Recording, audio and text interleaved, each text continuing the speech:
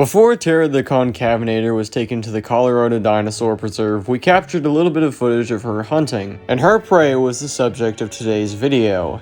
A stegosaur by the name of Miragaia. Miragaia was found in Portugal, although some bones have also been found in Wyoming as well, supposedly. Ingen reportedly cloned the species in 2011 and actually put this one in the park for the public to see. However, this does not change the fact that it is now a menu item for the Concavinator. But we'll get to that a little bit later. For now, let's talk a little bit more about the Miragaia and its history. The Ingen Miragaia is only known from at least 3 specimens, the 2 that were put in the park, and this one, which may possibly be one of those 2 specimens. We just don't have an idea of knowing. What we do know is that this specimen is within the age range that those 2 were, and as well as that, it is missing one of its shoulder spines. Due to how deep and precise the cut is, it is thought that poachers most likely are the ones who took it, but again, there is no real evidence to back this up. Miragaia, however, is also known for having very large spines on its back, and also very large thagomizers,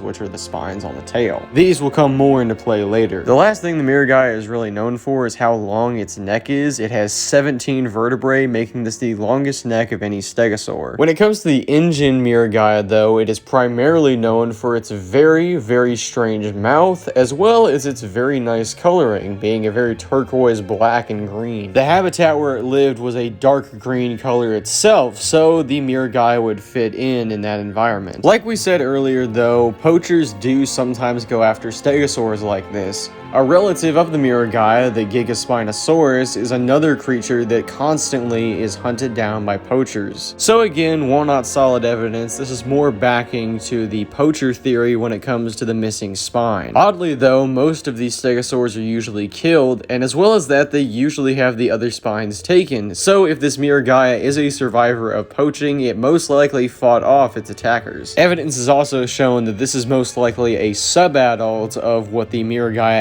actually is, as Ingen reports show that Miragaias could actually grow a little bit larger than this. In real life estimates, however, put the Miragaia at about 2 metric tons. Meanwhile, this one is actually under 800 pounds. So even if this one is a sub-adult, this probably means that it is still somewhat smaller than the real life variant.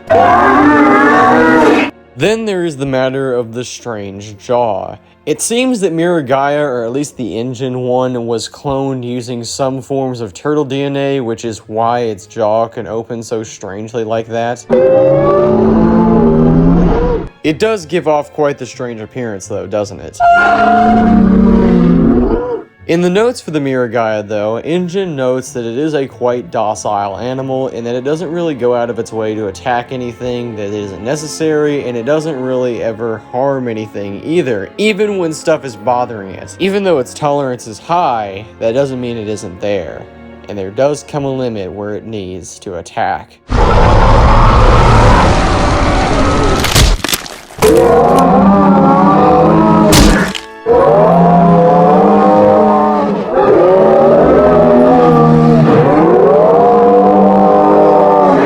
Terra the Concavinator has failed this hunt, but in all fairness, the Miragaia is one hell of an opponent. Even though it is quite docile in nature, those spines on its tail are no joke. But that's all I have on the Miragaia. Thank you all for watching, and next time we'll be covering a much bigger herbivore. And remember, if something chases you, run.